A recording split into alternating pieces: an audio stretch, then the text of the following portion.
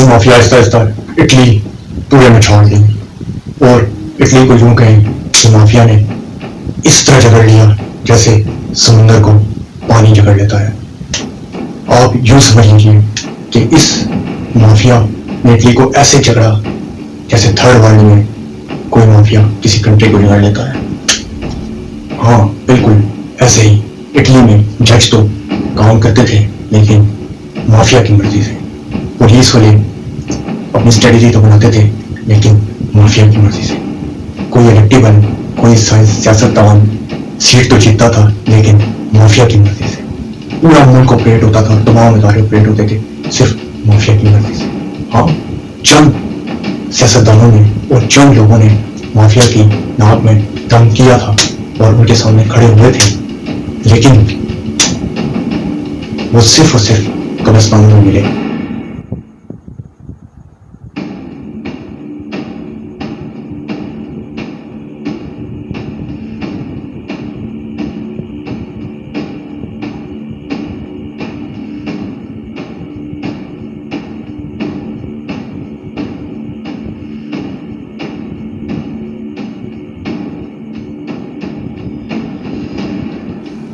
Mafia اس طریقے سے operate کرتا تھا کہ ہر شخص کسی نہ کسی طریقے سے مافیا کے لیے کام کر رہا ہوتا ہے, انجانے میں یا نہ انجانے میں. یہ وقت ہے فرسٹ ورلڈ وار اور سیکنڈ ورلڈ وار کے درمیان کا. اس میں سسیلین مافیا نے بہت پرواز اٹھائی اور اس میں سسیلین مافیا کا باس تھا ڈان ویٹو. جی ہاں, ڈان ویٹو ہی وہ پاورفل باس ہے جس نے سسیلین مافیا کی ساری بیس بنائی اور سسیلین مافیا کو ایسے پلرز پہ کھڑا کیا کہ سسیلین مافیا نے پھر دنیا کو آپریٹ کیا. ڈان ویٹو ایک ایسا انسان تھا جو اپنے قانون, اپنے قاعدے اور اپنے اصولوں کو اتنا زیادہ مضبوط اور اتنا اسٹینڈلی میں کرتا کہ اس کے ہوتے ہوئے تمام سسیلین مافیا صرف اور صرف اسی باس کے ایک آرڈر پہ کام کرتی تھی. انڈر باس بھی اپنے کوئی آرڈر جاری نہ کر سکتے تھے. تمام کام صرف اٹلی کے اندر ڈان ویٹو کے نام سے ہوتے تھے. یہ آپ یوں سمجھیں کہ فرسٹ ورلڈ وار اور سیکنڈ ورلڈ وار کے درمیان اگر کوئی انسان سانس بھی لیتا تھا, کوئی ٹینڈر پاس ہوتا تھا, کوئی سرکاری کام ہوتا تھا, کوئی کسی عہدے پہ لگتا تھا, تو وہ اسی ادارے کی مرضی سے, جس کا نام مافیاس ہو, جس کا نام کوسا نوسٹرا یا جس کا نام سسیلین مافیا یا جس کا نام the boss of the underworld don Vito تھا, اس کی مرضی سے ہوتا تھا. لیکن جہاں پہ پانی ہوتا ہے وہاں پہ آگ بھی ہوتی ہے, اور جہاں پہ گرمی بہت بڑی ہے وہاں پہ بارش لازمی ہوتی ہے. یہ لا آف نیچر ہے. ایسے ہی وقت میں جب اٹلی کے اندر صرف اور صرف مافیا آپریٹ کر رہا تھا, اس وقت ان کی آنکھوں میں آنکھیں ڈالنے والا ایک ایسا ہسٹری کا خطرناک ترین کردار ابھرا جو واقعی اس مافیا کا ملنا چاہیے تھا. یا آپ یہ کہیں کہ اگر ہسٹری میں خطرناک ترین مافیا سسیلین مافیا تھی تو ہسٹری میں اگر کوئی سیلف میڈ انسان نیچے سے اوپر آیا اور دنیا کو اس نے اپنی پاور دکھائی ہے تو وہ بھی یہی تھا. ان دونوں کا آپس میں ٹکراؤ ہوا, کس کی ہوئی جیت, کس کی ہوئی ہار, کون کتنا بڑا اسٹریٹجی میں کرتا اور کس کی اسٹریٹجی کمزور, یہ میں آپ کو بتانے والا ہوں. جی ہاں, اس کردار کا نام تھا مونسولینی, اور میں نے مونسولینی کے اوپر ایک الگ سے ویڈیو بھی بنائی ہوئی ہے. مونسولینی وہ مضبوط ترین کردار تھا کہ جو ہٹلر کا دوست اور ہٹلر کی سپورٹ ہونے کی وجہ سے اس قدر ورلڈ وار 2 میں یا ورلڈ وار 2 سے تھوڑا پہلے مضبوط ہو چکا تھا کہ سسیلین مافیا کو اس کو ختم کرنا لگ بھگ ناممکن تھا. لیکن وہیں پہ مونسولینی کو سسیلین مافیا کو ختم کرنا ناممکن تھا. یعنی دونوں طاقتیں اٹلی کو آپریٹ کر رہی تھی. اٹلی کا ہیڈ تو مونسولینی تھا لیکن اٹلی کو آپریٹ نیچے سے اداروں کو سسیلین مافیا کرتی تھی. سسیلین مافیا مونسولینی کو ختم کرنا چاہتی تھی اور مونسولینی سسیلین مافیا کو ختم کرنا چاہتا تھا. وہاں پہ مونسولینی کو ہٹلر کی سپورٹ حاصل تھی, یہاں سسیلین مافیا کو ویسٹ کی سپورٹ حاصل تھی. بونیٹو مونسولینی جو تاریخ کا ایک مضبوط ترین کردار 1924 میں یعنی 1924 میں سے سسلی آیا, اور وہ 1924 میں اس قدر پاپولر اور اس قدر پاورفل تھا کہ اس کے مجمع یا اس کے جلسے لاکھوں میں ہوتے تھے اور ہر شخص اس کو اتنا محبوب سمجھتا تھا، کیونکہ اس کی تقریروں میں ایک ایسا جادو تھا اور اس کی شخصیت میں ایک ایسی پھرتی تھی اور ایسا زبردست کرسمیٹک انسان تھا کہ وہ جب کسی مجمع سے بات کر لیا جاتا تھا تو وہ مجمع اس کا ہو جاتا تھا، چاہے وہ سسلین ممبرز ہوں، چاہے وہ سسلین کے عوام ہوں، چاہے وہ اٹیلین عوام ہوں، لیکن وہ سب کے سب موسولینی کے دیوانے تھے۔ لیکن موسولینی جب سسلی آیا اور اس نے سسلی کے میئر سے کہا کہ میں یہاں پہ ایک بڑا جلسہ کرنا چاہتا ہوں، سسلی کے میئر نے کہا کہ آپ اپنے گارڈ اور پولیس یہاں پہ نہ لائیں، یہاں پہ ہمارے گارڈ اور ہماری مافیا آپ کو پروٹیکٹ دے گی۔ جی ہاں، یہ خفیہ کوڈ تھا جس کا مطلب تھا کہ we are with you and you are with us, یعنی کہ وہ موسولینی کو یہ کوڈ ورڈ میں بتانا چاہ رہے تھے کہ اگر آپ نے پولیس ہمارے اس مافیا کے علاقے میں نہ لائی اور اپنے گارڈ نہ لائی تو ہم نہ صرف آپ کو پروٹیکٹ کریں گے، آپ کا جلسہ کامیاب کریں گے، بلکہ اس کے بدلے ساری زندگی سسلین مافیا موسولینی کو سپورٹ کرے گی اور موسولینی کی گورنمنٹ سسلین مافیا کو سپورٹ کرے گی۔ لیکن یہاں سے تاریخ کی ایک بہت بڑی غلطی، یا شاید نیچر کام ہی ایسے کرتی ہے کہ لوہا لوہے کو کاٹتا ہے۔ موسولینی کی انا یا اسٹیلڈی یا تاریخ کو آگے تک دیکھنے کی نظر، یا شاید تاریخ کا ایک بلنڈر بھی کہیں کہ جس کی وجہ سے وہاں سے نکل کے سسلین مافیا کو پوری دنیا میں پھیلنا پڑا، وہ بلنڈر موسولینی سے ہوا۔ اس نے میئر کی بات ماننے سے انکار کر دیا اور اس نے کہا کہ گارڈز بھی میرے اپنے ہوں گے اور پولیس بھی سسلین مافیا کے گھر میں آئے گی، اور ہوا بھی یوں۔ لیکن اس کا انجام بہت برا بھگتنا پڑا دونوں سائڈوں کو۔ جب موسولینی جلسہ کرنے آیا سسلی میں تو سسلین مافیا نے تمام لوگوں کو ڈرا دھمکا کے یہ پیغام دیا کہ کوئی بھی موسولینی کے جلسے میں نہ جائے، اور ہوا بھی یوں۔ اگلے دن جب موسولینی نے جلسہ کیا تو وہاں پہ چند لوگوں اور خالی کرسیوں کے علاوہ کچھ بھی نہ تھا۔ موسولینی اس کو جنگ کا الارم یا ایکشن آف وار سمجھ چکا تھا۔ اب موسولینی کی انا، پاور، کرسمیٹک انرجی اینڈ اسٹیلڈی اس چیز کی طرف اسے مجبور کر رہی تھی کہ وہ سسلین مافیا کو ہسٹری سے مٹا دے، اور اس نے یہ آرڈر جاری کر دیا۔ موسولینی نے سب سے پہلے یہ آرڈر جاری کیا پولیس والوں کو کہ سسلین مافیا کے ہر ممبر پہ جھوٹے مقدمے بنا کے یا سچے مقدمے بنا کے، یس بائی ہک اور بائی کروک، جیلوں میں ڈالا جائے، ٹارگٹ کلنگ کی جائے، انکاؤنٹرز کیا جائے، کسی طریقے سے بھی سسلین مافیا کو نہ صرف سسلی بلکہ پورے ٹیلیا سے ختم کر دیا جائے۔ تاریخ میں لکھا ہے کہ موسولینی نے اس قدر سخت آپریشن کیا سسلی کے خلاف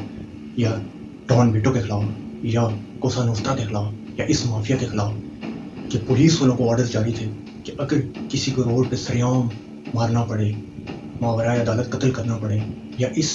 پورے سسٹم کو بھی تہس نہس کرنا پڑے، تمام لاز توڑنے پڑے، عدالتوں کو پیچھے کرنا پڑے، ایجنسیز کو پیچھے کرنا پڑے، ملک میں جنگل سے بھی نیکسٹ لیول کا قانون لانا پڑے، تب بھی سسلین مافیا کے کسی ممبر پہ بھی شک ہو کہ یہ سسلین مافیا کا ممبر ہے، اسے کل کر دیا جائے۔ اور پولیس والوں نے کیا بھی، اور سب سے بڑا آرڈر جاری تھا موسولینی کی طرف سے کہ ڈان ویٹو کو گرفتار کیا جائے اور اس کو ہینگ کیا جائے، اور پولیس والوں نے کیا بھی، ڈان ویٹو کو گرفتار کر لیا، اور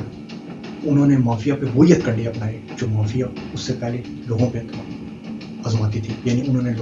مافیا کے لوگوں کو ٹارچر کیا، انہیں کل کیا، انہیں ہر طرح سے بلیک میل کیا، اور انہیں ہر طرح سے وہ ماننے پہ مجبور کیا جو شاید ان کی پلاننگ کا بھی حصہ نہ تھا۔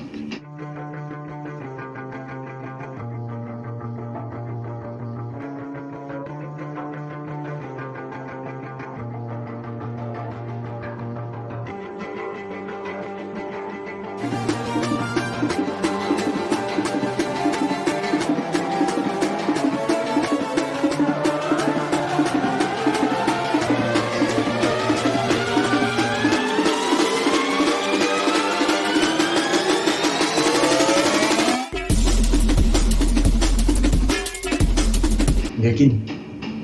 مافیا کی خوش قسمتی کہیں یا موسولینی کی بدقسمتی کہیں کہ ورلڈ وار 2 چھڑی اور بالکل قریب تھا کہ مافیا اینڈ ہونے لگا تھا، ڈان ویٹو ہینگ ہونے لگا تھا، لیکن موسولینی اڈولف ہٹلر کے ساتھ مل کے ورلڈ وار 2 میں بھرپور شریک ہو گیا اور اس قدر بیزی ہو گیا کہ اس کا سارا دھیان سوئی ہوئی مافیا سے ہٹ گیا جو کہ جیل میں تھی، کل ہو چکی تھی یا کینسر کے سیل کی طرح بیٹھ چکی تھی۔ اس ٹائم میں موسولینی ورلڈ کی بیڈ لڑکے ہیں یا گڈ لڑکے ہیں کہ ایک تاریخ کا بڑا کردار، ایک سیلف میڈ کردار، ایک چینج لانے والا کردار، انقلاب اندھے انقلاب کے ہاتھوں مارا گیا. انقلاب کے ساتھ ایک مسئلہ یہ ہوتا ہے کہ یہ اندھا ہوتا ہے، یہ جوان کا عشق ہوتا ہے، جو وہ پھر اس لیڈر کو بھی ختم کرنے میں دیر نہیں لگاتے جو ان کا محبوب لیڈر ہوتا ہے، جس نے ڈیولپمنٹ کی ہوتی ہے، جس نے اسٹریٹجی بنائی ہوتی ہے، جس نے ترقی کی ہوتی ہے. اس طرح جو انقلاب لانے والے لوگ تھے انہوں نے موسولینی کو سرعام سڑک پہ اپنے محبوب لیڈر کو ورلڈ وار 2 میں مار دیا، اور ہزاروں کی تعداد میں جو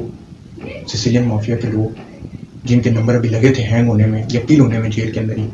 ان کو ایک ریلیف ملا. اور تاریخ کا ایک بہت بڑا بلنڈر ہے جسے امریکہ کو بعد میں بہت بڑی قیمت چکانی پڑی، کیونکہ امریکہ نے یہ بلنڈر مارا کہ جب ورلڈ وار 2 ختم ہوئی تو اتحادی جو کہ انگلینڈ، امریکہ اور ویسٹ تھے، انہوں نے یہ سوچا یہ جو جیلوں میں قید لوگ ہیں سیسیلین مافیا کے لوگ، یہ ہمارے لوگ ہیں اور یہ موسولینی اینٹی تھے، یہ ہٹلر اینٹی تھے، ان کے خلاف تھے، ان کے خلاف لڑتے رہتے. تو اس کا مطلب ہے یہ ہمارے، جبکہ تاریخ گواہ ہے کہ دشمن کا دشمن آپ کا انڈیویجول پارٹنر تو ہوتا ہے لیکن آپ کا دوست نہیں ہوتا. اور یہی بلنڈر CIA سے ہوا. امریکن اور ویسٹ نے ان ہزاروں لوگوں کو جو جیل میں قید تھے انہیں یہ سوچ کے آزاد کر دیا کہ یہ موسولینی کے اینٹی ہیں اور یہ ہمارے دوست ہیں، یا یہ جسٹ ایک سیاسی قید تھے. یہ امریکہ کا ایسا بلنڈر تھا کہ جسے اسے چپتانے میں کہیں ڈیکیڈز لگے اور انہیں اپنا شاید ایک صدر بھی گنوانا پڑا. ان لوگوں نے جب باہر نکلے تو یہ سمجھ چکے تھے کہ جب تک ہم گورنمنٹ کا حصہ نہ بنیں گے تو ہم جتنی بھی مضبوط انڈر ورلڈ بنا لیں، جتنے بھی مضبوط گینگ بنا لیں، ہم اٹلی پہ حکومت نہ کر سکیں گے. کیونکہ ورلڈ وار 2 سے پہلے بہت زیادہ ڈون بھٹو کے اندر مضبوط تھی سیسیلین مافیا. یہ انڈر ورلڈ اتنا زیادہ مضبوط تھا کہ اگر کوئی جج ان کی بات نہ مانتا تھا یا اسے بم سے اڑا دیتے تھے. کوئی پولیس والا، کوئی بھی کسی بھی قسم کے ادارے والا، ہر کوئی سانس بھی لیتا اس سیسیلین مافیا کے کہنے پہ لیتا تھا. لیکن گورنمنٹ کا جو ہیڈ جب ایماندار آ گیا، جب چینج لانے والا آ گیا، جب ملک کو ایک لاؤ میں لانے والا آ گیا موسولینی، تو اس نے اس مافیا کو ایک سیکنڈ ڈیسائڈ پہ کیا، چند دنوں میں اس کا خاتمہ کر دیا.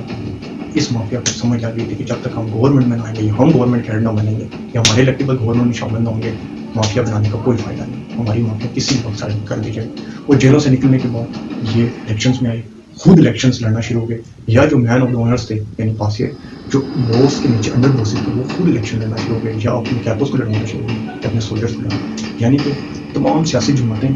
آپس میں تو ایک دوسرے کے خلاف لڑ رہی تھیں الیکشن، لیکن پس پردہ سب انڈر ورلڈ یا مافیا کی جماعتیں تھیں. جیتا جو بھی حکومت مافیا کی آنی تھی. سیسیلین مافیا نے ایسی تنظیم سازی کی ورلڈ وار 2 کے بعد کہ اٹلی پورے میں بھرپور طریقے سے حکومت آئی اور تاریخ کی ناانصافی دیکھی کہ نہ صرف اٹلی میں بلکہ اٹلی کے جو مضبوط خاندان تھے انہوں نے نکل کے امریکہ کی طرف جا کے نیو یارک میں اپنی تنظیم سازی شروع کر دی. اور نہ صرف نیو یارک بلکہ امریکہ کی مختلف ریاستوں میں اس قدر کامیابی کے ساتھ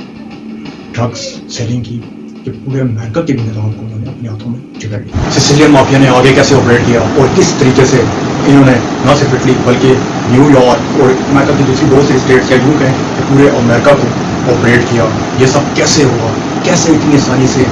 پھیلتی رہی یہ سیسیلین مافیا، کیسے FBI، CIA، American government, senators, Congress, armies اور ایون اٹلی کے اندر بھی گورنمنٹس کو نہ پتہ چلا کہ سیسیلین مافیا ورلڈ وار کے بعد دوبارہ ابھر رہی ہے، ایسی ابھری ہے کہ اب یہ کبھی ختم نہ ہوگی. کیسے آخر عوام کو اس سب کا نہ پتہ لگا، آخر یہ سب کچھ کیسے چلتا رہا، یہ سب میں آپ کو بتاؤں گا سیکرٹس آف کنگز کے ایپیسوڈ نمبر 3 میں. اس لیے چینل کو بے شک لائک مت کیجیے، ویڈیو کو بے شک کمنٹس مت کیجیے، بے شک مجھے سبسکرائب مت کیجیے، اور ہسٹری سے، اسٹڈی سے، پلاننگ سے، ڈیولپمنٹ سے لو کیجیے. یہ لو ہی آپ کو تھرڈ ورلڈ سے فرسٹ ورلڈ کے اوپر لے آئے گا. آپ میرے ساتھ رہیے اور دیکھیے سیسیلین مافیا کا پارٹ 3. آپ دیکھ رہے ہیں سیکرٹس آف کنگز، جہاں پہ میں آپ کو بادشاہوں کے اور رولرز کے وہ راز بتاتا ہوں جو آپ کو انٹرنیٹ پر کسی جگہ نہ ملیں گے. اور میں آپ کو ویڈیو اینڈ چینل کبھی لائک یا سبسکرائب کرنے کا نہیں کہوں گا. کیونکہ مجھے پیسوں کا شوق نہیں ہے. مجھے ہسٹری سے، ڈیولپمنٹ سے، اسٹریٹجی سے اینڈ پلاننگ سے لو ہے.